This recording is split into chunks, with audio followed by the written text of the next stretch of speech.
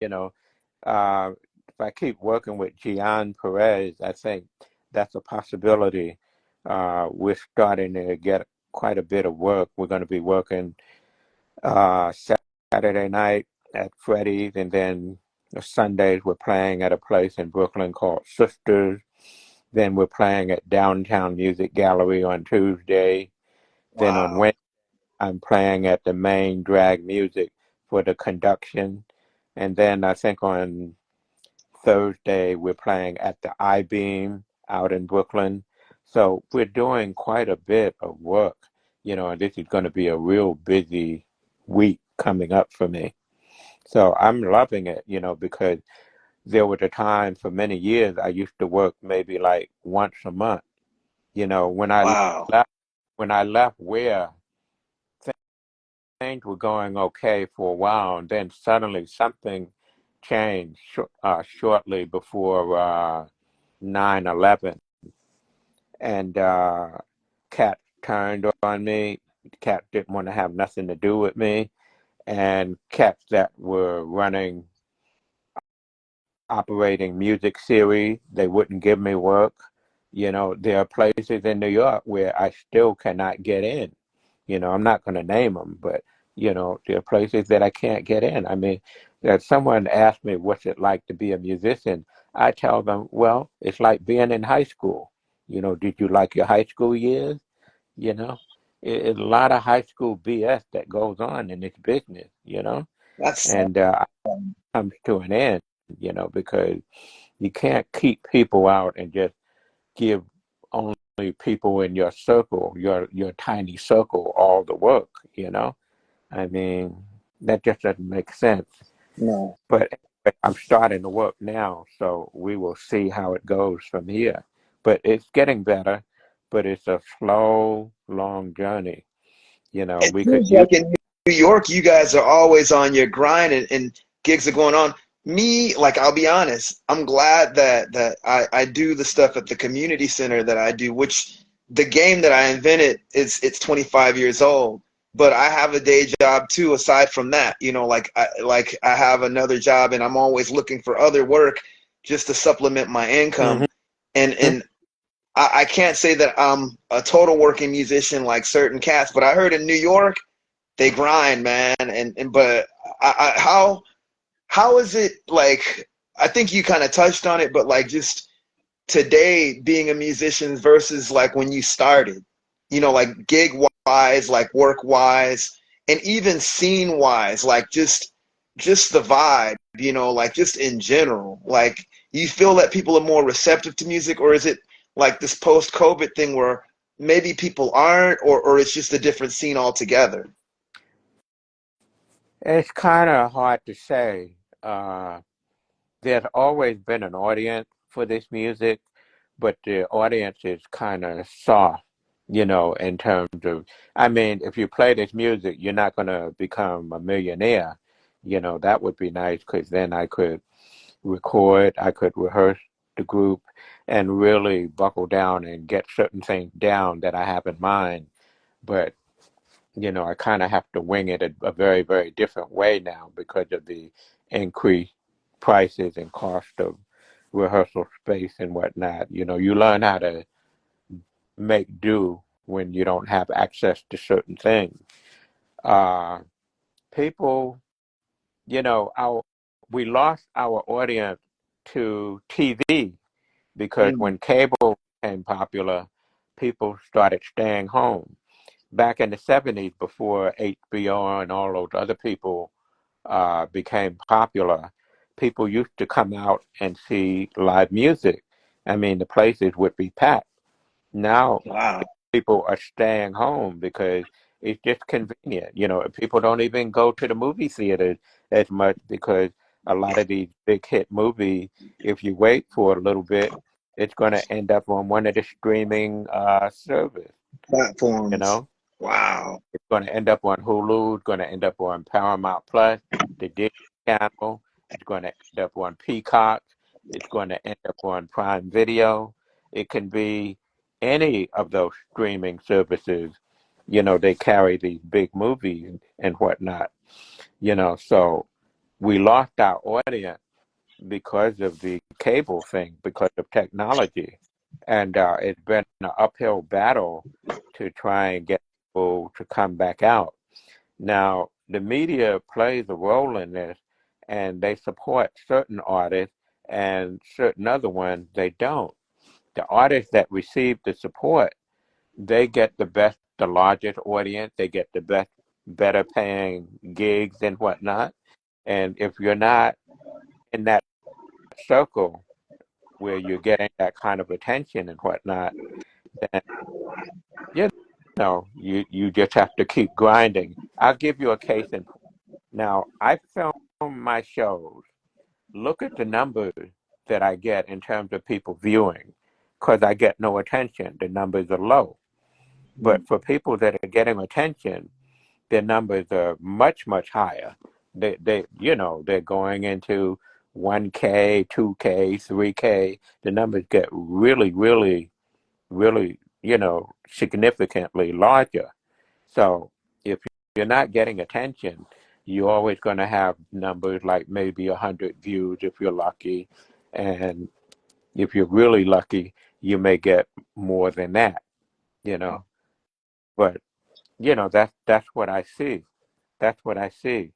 We lost our audience because of technology, because of the cable, because people are on their phone. They're always looking in the phone. Everywhere you go, I hardly see a person reading a book anymore. They got their head on their phone, you know? Wow. Technology has played a tremendous role. And this is why a lot of the arts is supported by these various foundations and certain groups.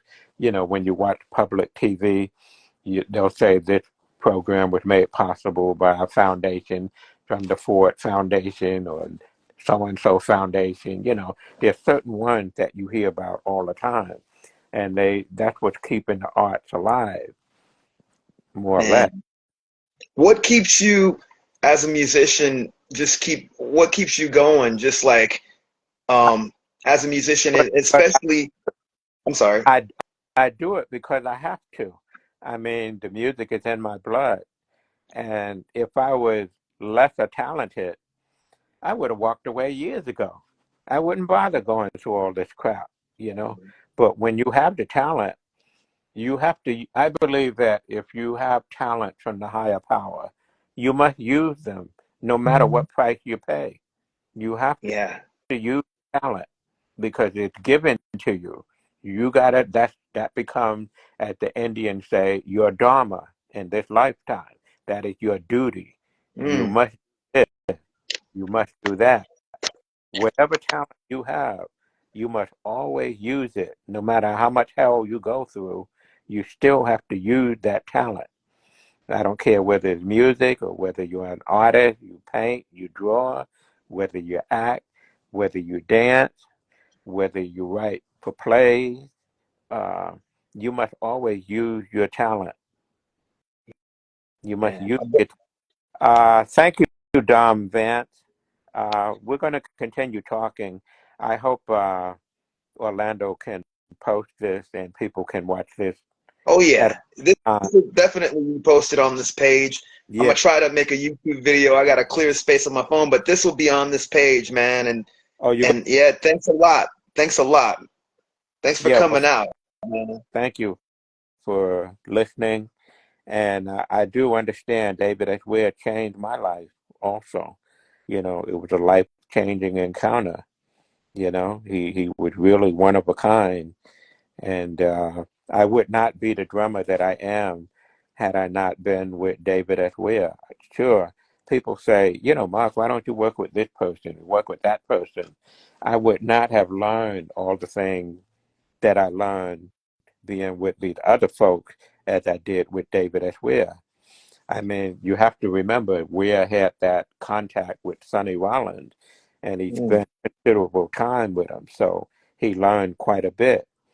Now, the way I learned drums, I had good drum teachers. I studied with Ted Reed, who did syncopation, and that used to be a book that all drummers would go through. I don't know if that's true today, if people are still using the book as one of their main teaching tools. But anyway, I went from Ted Reed to Alan Dawson, and Alan Dawson taught Tony Williams. So I asked Man, Alan about Tony Williams, and Alan told me that Tony was already highly developed when he came to him. wow. So he lesson because he didn't want to interfere with what Tony was doing. He wanted him to continue in the musical direction that he was going. So, that's really the art of teaching. You have to tailor the lesson according to the abilities of the student, you know. Uh, yeah, there are a lot of people. I also had a mentor in the form of Lenny Nelson, and Lenny was Mm, very instrumental after I dropped out of Berkeley, as it was called, the School of Music back in the day. Now they're calling it the Berkeley College of Music, but it's the same place. Lenny helped round out my sound. He did a similar thing that what Alan did for Tony Williams, Lenny Nelson did a similar thing for me, and he wow. helped round out my sound. And he was able to zero in on certain aspects of my playing, and he encouraged me to use, to do what I was doing from a rudimental standpoint. He encouraged me to use certain rudiment because he could hear that in my playing. I was already there. And when he showed it to me, I felt like I was home. I knew I had found what I had been looking for musically. So, What got you into the drums? I remember reading that like you played other instruments before that. Like, what were those instruments, and what got you specifically with the drums? And whether your parents or your now grandparents into that, I was in or I was in junior high school, and before I got to junior high school, I had studied the violin for like 2 years, wow. and I stopped my violin studies because I knew even then that I wanted to improvise. Mm. And I said, it's going to take another 20 years to be able to improvise on a violin. So I didn't want to do that. So I stopped the violin. And then when I got to junior high school, uh, I was in a wood shop class where you learn how to make furniture and things like that. And the class did not interest me. I really didn't care for it much. So the guy who was in charge of the band came by the room and said, I'm starting a band. So if any of you are interested in participating, come to the auditorium next week at such and such a time, and you can join the band. Now, as fate would have it, the day came, and for some reason, I got to the auditorium late. I think I had forgot, and then I remembered it, and then I had to raise my hand. I told the teacher, I said, I have to go to the auditorium for the band thing, and they were aware of it. They said, okay, Mark, you can go ahead and do that. So, I rushed down there, got to the auditorium, and when I got there, I spoke to Mr. Rosenthal, that was his name. I said, Mr. Rosenthal, I said, can I learn the tenor saxophone? And he said, no, I'm sorry, the saxophone section is completely filled. The only thing I have left is drums. I said, "No, Man. I'll take drums because I got to get out of that woodshop class. I absolutely have to be here instead of there." So he laughed and he said, okay, go ahead over to the drums. And that's what got me started with the drums. Another factor was the drum. My school used to do a marching drum thing once a week when we held the assembly. And I think that was like on a Wednesday, you had to wear a white shirt and tie, and they'd do the Pledge of Allegiance and all that kind of stuff. And as the color guard would march down through the center of the auditorium, they would have a snare drummer and a guy playing bass, keeping straight time on it, and he would be playing a march. And I said to myself, I saw a guy that lived in my block doing it, and I said, I could do that, and I know I could play that better than so and so. I know it. I just know it. So, eventually, I was. What happened? My friend graduated from junior high school, and they needed a new snare drummer, so I got the job, and I started playing the march. And one time I played the march, I was getting so good at it, I started jazzing it up to the point that the vice president pulled me aside after we had done the march. And I think it was at the end of the assembly. And she says, I want them marching down the aisle. I said, I don't want them dancing down the aisle. They said, what you're doing is you dance. They're down to the old school, man. Yeah, because I had jazzed it up so much, it had like a field, and people would start to kind of like dance, and everyone in the room, they was like digging it. But it took a while for me to get the march thing together. There were times when I experimented and tried to do something different, and I failed miserably. I failed horribly. And I would go back to my seat. I was so embarrassed. I just wanted to die. And people would be saying, Mark, you fucked up the assembly, man. You better learn. That's messed up. And they would say to my brother, they say, what's wrong with your brother, man? He can't play no drums. He can't play no drums. Get out of here with that nonsense. But I got it together. All that negative feedback made me work that much harder. I started practicing and working on it. And then I started to get really good, and people started to, kind of take note of that. And Wow. that's what got into the drums. And then over time, I started to move to the drum kit. But that's when I started studying with Ted Reed, and he was very helpful in getting me into that. And you learn what you need to know about how to use the bass drum. You learn about the coordination and the syncopation and all that kind of stuff. By the Wow. time I started going to Berkeley, I was still a baby as a drummer. I had not really mastered the drum kit yet. So when Weir formed Apogee, you know, he had an intuition about me, and he felt that I would be the right drummer for the band. Because there were a lot of drummers at Berkeley who were way, way better than I was, much more advanced. But Ware didn't take them, He saw something in me, and he decided to have me do it.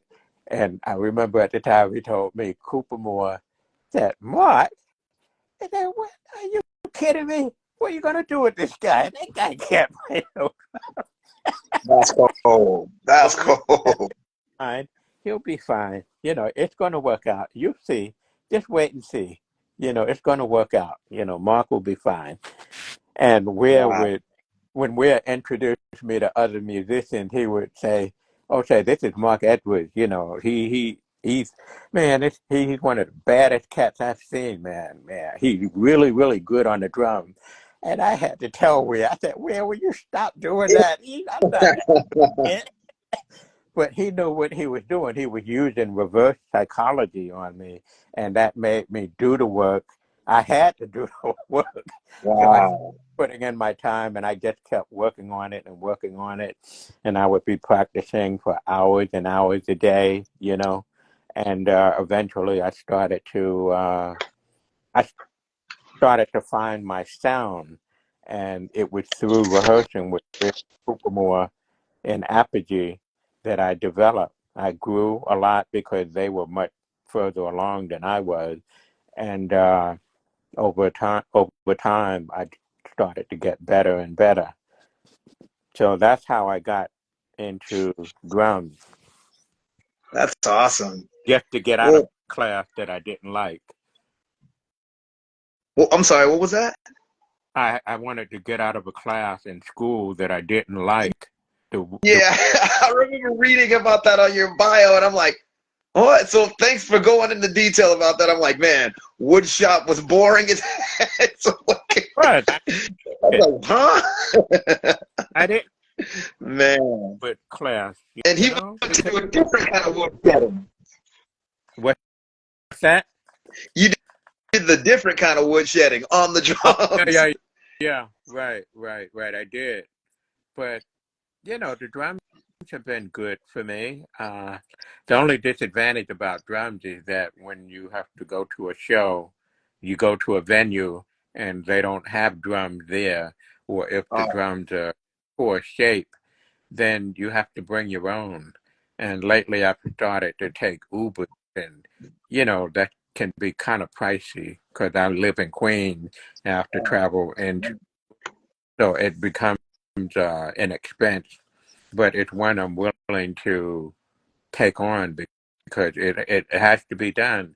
Like I said earlier, you must use your talent no matter what you go through. So, I'm trusting that the universe will respond in kind and start to give me more support. man, man, I really appreciate this interview. Like seriously, I'm just like exuberant. And thank you for all the wisdom, man. And I mean, seriously, thank you for even wanting to do this and talking about cellular, talking about David, yeah, talking about Cecil, man. May they both rest in peace, man. Like I dig them as musicians, and I'm glad the fact that like you get some cats that are like very. I don't like to, there's good things with tradition, but then there's certain things where some cats think that like, say for example, you playing rock and roll has nothing to do with jazz, like, or like what one of the cats said about like Herbie playing funk, um, the fact that you have expanded even I mean, for me, it's still the root no matter what. And the fact that you come from a jazz background, I feel like you, man, whenever, like I mentioned Tony Williams earlier with Lifetime, he played it even more intense because he was at the root. Man, how could I say this? Even though you've been giving some great wisdom, what wisdom would you say like just in general, especially being a like this is of course we're celebrating the Black History of Rock and Roll month, like as a black artist or as an artist in general, but especially as a black artist, just the things that you've gone through and triumphed through, what would you say, you kind of said it, but is there any more other advice that aside from what you were saying with the Dharma thing, or just expounding on that? um Mm. Man, I feel like I'm just like Okay. fumbling over my question. What's the greatest advice that you would give to anyone, especially like just coming from where you're coming from? Okay. Be true to yourself. Whatever you are musically, do that. Don't let anyone tell you what you can't do. You know within yourself what you should be doing. Now, if you see that you're really bad at doing something, you might want to reconsider. But if you really have something in mind that you want to get, you can master anything that you put your mind to. It just may take a lot of time and a lot of work. Because when I first began doing the drums, I was not good. I was not good. I was not good at all. Horrible. But I persisted, and I heard all the negative comments and whatnot, and I used to be so embarrassed. I felt like I wanted to die. But I just kept at it. If you keep doing the work, that that's the number one thing any artist should be doing. Do the work, whatever it is that you do, feel that you're in.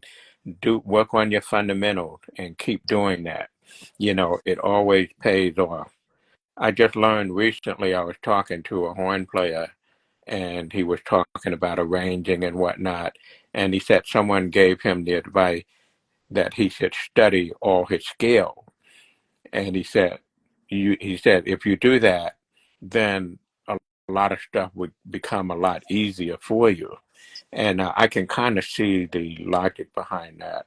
So whatever instrument you play, you know, don't be like some of these cats in the free jazz that don't want to study their basic. Mm. Practice scales, practice your chords, and all of that, because that's what Coltrane did. I feel Coltrane, like even, I'm sorry. Coltrane was a fanatic about that. He was always practicing.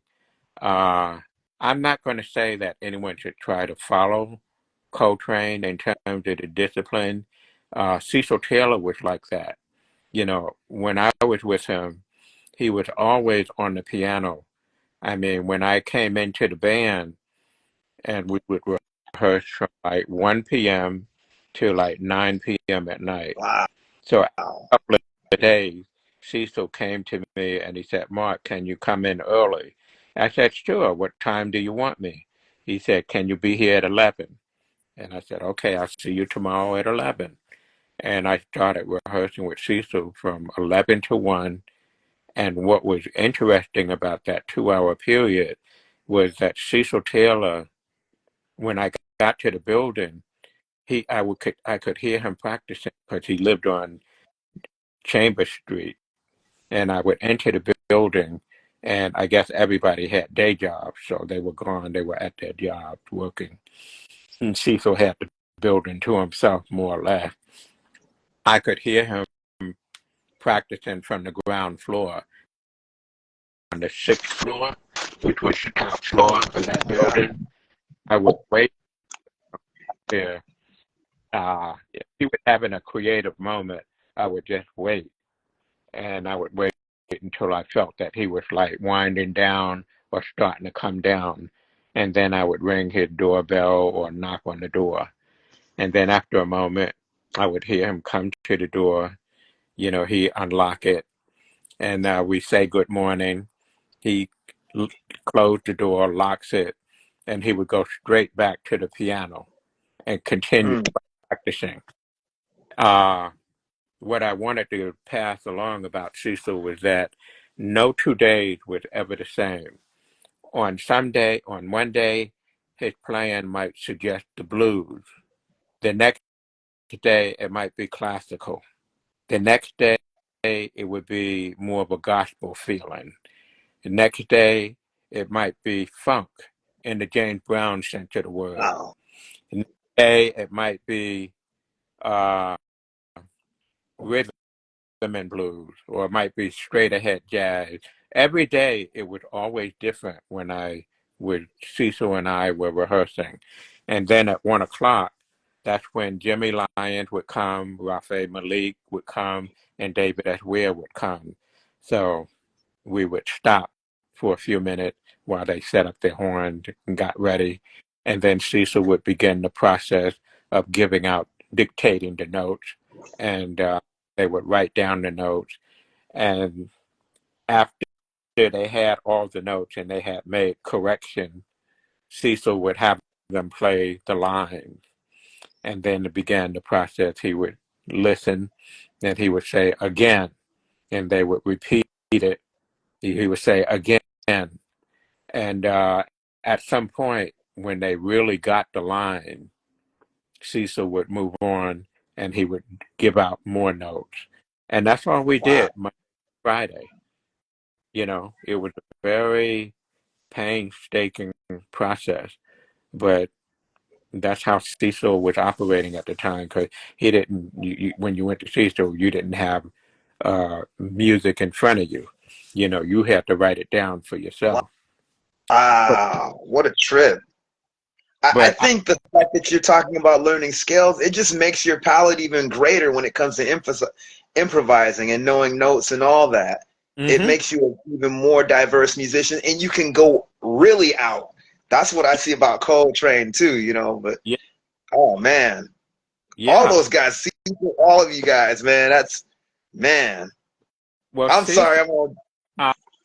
uh, I had the pleasure of seeing Andre Watts before he died, but I had seen him back in 1985 on TV, on public TV. He did a performance in February during the winter, and that performance really blew me away. I mean, I bought it on Laserdisc, and then it later came out on VHS, and for some strange reason, it's never been put on DVD. Uh, Mm. so I saw get to see Andre until April of 2019, and he was much older, and he did the recital, and he saved the best for last. That final composition that he did, I don't know what that was, but it sounded like it was written, and it also sounded improvised. And you know, in the classical world, they don't improvise, but Oh no. he played with so much energy behind it. I mean, that's the greatest piano performance I've ever seen in my life, you know. Wow. But then the way, you know, he's gone, but I really should have seen him. But I had the pleasure of running into him one time. I was walking along Broadway because I was headed towards Tower Records because they used to have a outlet near the Lincoln Center area on 66th Street, I believe it was.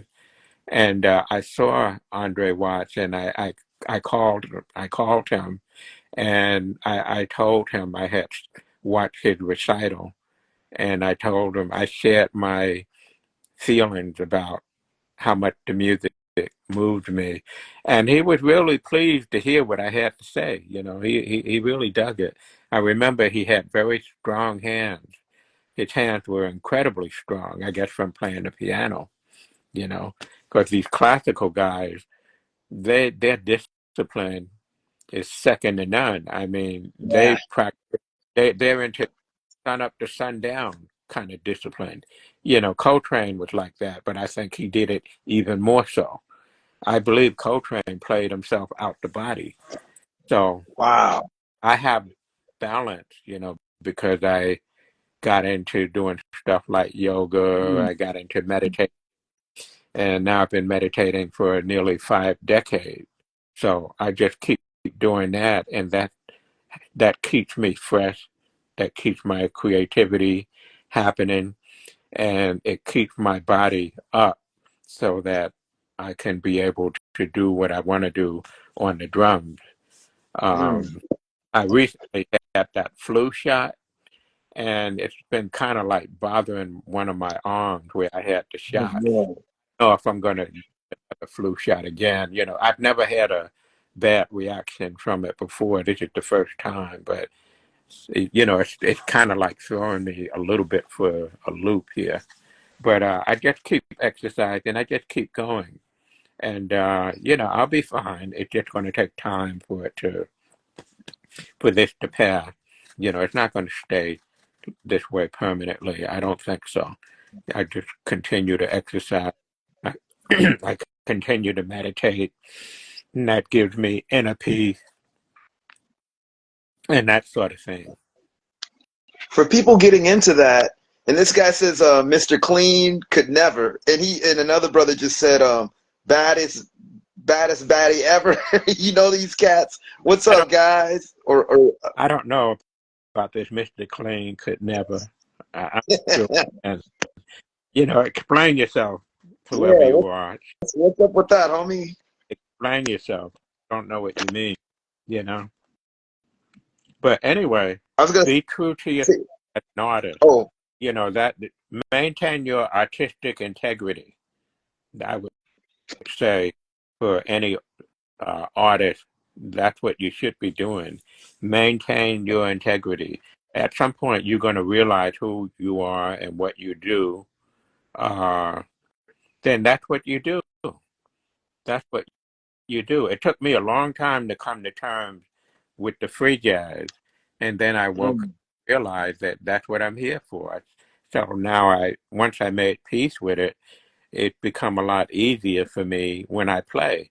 And I do that, and when I uh, perform in front of audiences, generally the feedback is very good, you know, and it seems to make a lot of impression on other drummers because when I was with Cellular Chaos, a lot of underground drummers never seen a free jazz drummer before, and certainly not one that played the way that I play. oh So no. people that saw me play you can see it in their playing. You can tell who's seen me because they're mimicking me now. When they play, they're playing with a lot of energy, and they're just bringing it. They just really bring it, you know. Some people think I'm loud, and I love it. the loud I love it. part of it, but that's not really what I'm doing. I'm not really trying to be loud. When I was young, I was really loud because I was doing those rim shots and I was giving it everything that I had. I was hitting the drums as hard as I could with every ounce of energy that I had. I don't do that anymore. Mm. No, I The do thing is, softer. the dynamics that you still have though, like it's just powerful. Even if you're playing soft, like I'm hearing what you're doing, blasting and all that, and it's just like, man, the fact that like that I mean, that originally came from like jazz, but you know, all these punk rockers just emphasize that, and they'll do it for like a few seconds, and it's a good thing. But the fact that you're doing it in in the punk rock context is even cooler because that I'm sure you've played that fill a lot. You know, played that as a fill a lot. You know, the blast beats and all that, and it's like you don't even have to put effort into it because it's just powerful no matter what dynamics you're playing it at. I'm like, Man. man, I love what you're doing, man. Even in the rock context, like that's for me. I really dig the fact that like I know jazz and I mentioned tradition earlier, people are very traditional when it comes to that, and I get why. But to have cats like you or Tony Williams or even somebody like Vernon Reed more so because he's definitely been in the rock world, or John Zorn or whatever. But the fact that you and people like Tony, I'm thinking of even more so, who are very rooted in a lot of the traditional jazz stuff. The fact that you crossed over, I'm sure you've gotten stuff for that too, you know. And I know Tony, I remember Miles wasn't too happy before he went that route of Tony doing that, from what I've read, you know. And it's just the fact that you still have that same energy, just to see that energy used in that context because of just, it seems untraditional, but at the same time it is because that's the root of even rock and roll, you know, like when it comes Yeah. to jazz. So I love hearing the stuff that you did with cellular and sono and all that, you know. It's awesome. Well, Tony Williams, I saw his Lifetime trio at Slugs when he had John McLaughlin and Larry Young. Ooh, my favorite lineup, Yeah. man. No, originally it started out as a trio, and those guys were totally on fire. I mean, Wow. have the emergency record. I tell them, Bro. yeah, that gives you an idea of what they were doing, but they were so much better. They were way, way better if you saw them. I, Man, I wish I saw that. the record doesn't do them justice, I'm telling you. And people tell me it's the same thing with John Coltrane. They say, yeah, the records are nice, but you had to see that cat live. They said the Man, show's really much more intense than what you're hearing on the record. So I didn't see Coltrane. I missed him, you know. wow. I did catch a lot of other people. I had an opportunity to see Albert Ayler. I had Oh, to see Miles Davis. Well, I didn't share that story about Tony Williams when he was with Miles Davis. I went to the Village Gate, and Miles was playing at the bottom of the gate because they had two levels, you know. I went down there, and the band was on break. So the guy said, come back in about, 15, 20 minutes or so, you know. He said they'll be back on the bandstand. So I went upstairs and I was listening to Dr. Billy Taylor, and he happened to have Grady Tate playing drums. Now this is before Grady began his singing career as a vocalist, you know, and they were sounding really nice and everything. And I don't remember who he had on bass, but during the performance, I started feeling these vibrations coming from the floor, and I'm going, what is it? And, to be honest, it felt like an earthquake. And then it hit me.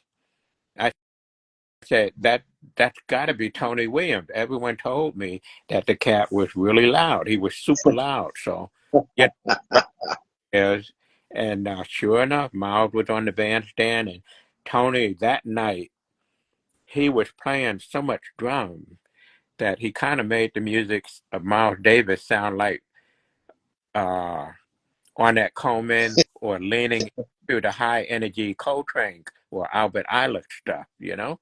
He was playing so much drum. Miles was leaning against the wall watching Tony, you know?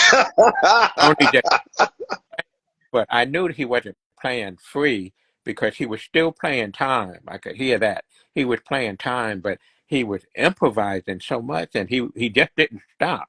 He was like really on. And you know how you catch a musician when they're on. Well, Tony was like really totally on steroids, super steroids. And he just kept Man, going like the Energizer Bunny. He was all over those drums. And that turned my head around. And that was one of the things that helped me. I realized I had found my template and I began to use the high energy in the free jazz playing. And I had seen Milford Gray play up in Harlem. another And great. when he did that documentary, uh, they showed a flyer where he did a show with the Last Poet. I was at that performance. I was at that concert, and that was my first time seeing Milford. So he was another factor. He was another influence. And I would also throw in Elvin Jones. I had Mm, the pleasure of seeing Elvin Jones. I was going to Berkeley, and we had the Christmas break, so I got a part-time job during the holidays. And I went back to Boston, and I saw that Elvin Jones was coming in January.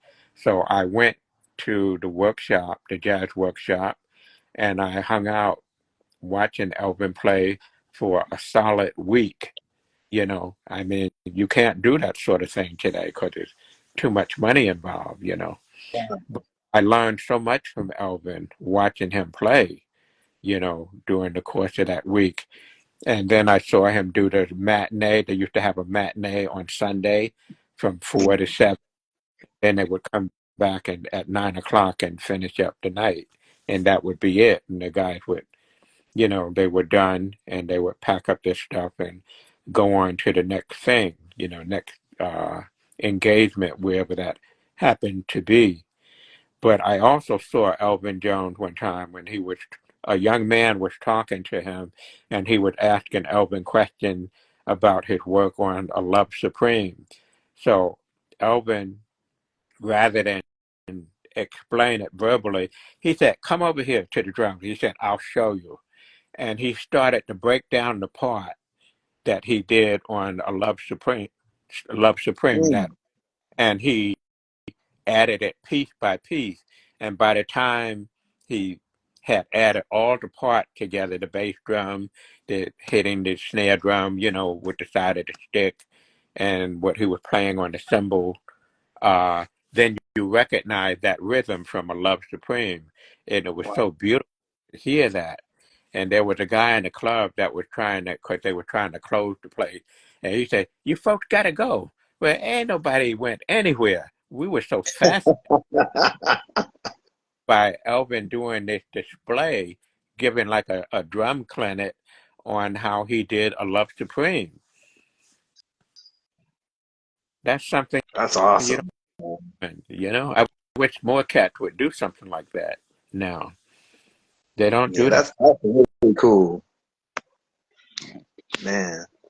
Yeah, yeah, I got to mention I worked with Mick Barr, and I did a recording with him called "The Bowels of Jupiter" because I said the music, I decided to give it a might see from one of the underground bands because they come up with crazy stuff like that. But we had doing shows at, at Death by Audio, and we did another show. I think it might have been Glass on 10th Avenue. Uh, and those shows were video. You know, you'll find the video. I filmed the first encounter I did with Mick, and that video is on my YouTube channel, but you'd have to click on the videos and go back a little bit to find it, and you'll see how we interacted. And I recently I gotta saw see Mick. that. Out. We're talking about resuming it. I guess I can make that announcement now, but I don't know when we're going to do it. But Mick said he was up for doing it again. So here we go again. Here Yeah, we man, go again. Nick's a bad guitarist too. That guy's a beast. Man, I was gonna ask you about that project with him. That it oh man, yeah, Mix no joke, man. Mick He's awesome. is very much like me. I consider Mick my musical twin because what he does on the guitar is what I do on the drums. Amazing. Very good for each other, and every time we play, it's very intense. It's almost I feel like I'm in a Rocky movie. I'm Apollo Creed and he's Rocky, and yeah, at it. It just go. It's so relentless. It's very very intense. I have to really practice hard when I know I'm going to do a show with Mick Man. because I know bring it. If I don't practice, I know he's going to kick my ass. He's pretty brutal. I wonder what is he up to these days, man? Like He's I still mean, like does him and Evil Weasel play together? I don't know. Like that's a trip. Like what is he up to these days? I don't know specifically what he's doing, uh, but he keeps himself busy. I see there's a question here. What's your advice for developing discipline as a musician? I think you kind of have to have discipline, self-discipline to begin with. You have to have that already in place. Um, I'm not sure if you get involved with music that you will develop it. I mean, you might, but you have to have that desire. The music has, or anything has to be in your blood, and you have to want to do it more than anything else. If you have that, you will be fine. You will, but if you're undisciplined and you just practice a little bit, or you practice one day, like let's say you practice, 4, 5 hours one day, then you take the rest of the week off. That's not going to cut it. When you practice, you must be consistent in what you do day to day. Mm. That will yield the best result. So whether you practice an hour a day or 20 minutes a day, I know when I had a day job, I have to cut down on my practicing because, you only have X amount of energy. But I stuck with whatever time I did, whether it was a half an hour or an hour. I would do that one day, I would do that the next day, and the day that followed, and so on and so forth. You know, it's okay to take a day off, or two. Uh, you know, you want to have balanced living. You know, I would recommend to any artist that you look into meditation, and do the sun salutation yoga poses. There's a, you can do it through YouTube. There's a teacher by the name of Steve Ross, and he had a TV show called Inhale. Do that workout. You'll find it on YouTube. Fans have uploaded the show when it used to be on the Oxygen channel, and then it got canceled due to new management coming in. So, how do you get out of the habit of viewing practicing as mundane or pushing through more difficult pieces? Ah, well, when you practice, if you find that something is difficult, break it down into smaller sections, you know? You don't have to do the whole piece, if you're not able to get through it, start with the first measure or maybe the first two measures and just practice that, get that down, practice that. Then maybe you add another measure and so forth. You just break it down in pieces. That's all you have to do. You never have to get the whole ball of wax in one day. Remember, Rome was never built in a day, it takes time. So just break it down if you find something very difficult or hard. But do meditation, and you'll have to do your own homework on that because there are a lot of ways to meditate. But I would say for most Americans, probably transcendental meditation is a good meditation because that's what I began with. Transcendental meditation is 20 minutes twice a day, morning and the evening. That's simple. I think most people can do that. As far as yoga, I recommend it. Inhale by Steve Ross, and that's on YouTube. And if you're really adventurous, get into the energy healing modality. Mm, Reiki is popular, but just know that Reiki isn't the only game in town.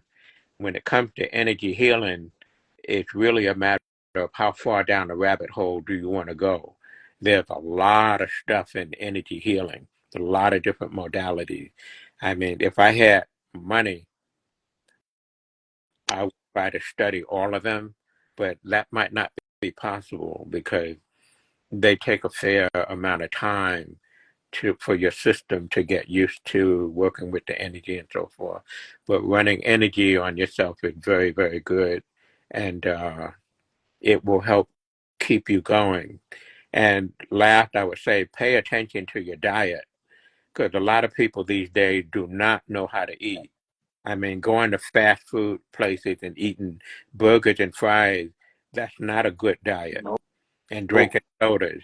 You got to eat fresh foods if possible. Eat your veggies. I know a lot of people don't like to eat their veggies, but that's what helped black people get through slavery.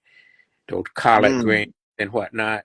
And greens will really do a number on you. Uh, Also, eat oatmeal. I know a mm, lot of people heavy meat eaters, and I heard Dick Gregory say if you eat oatmeal, oatmeal will help your body to eliminate most of the stuff that can kill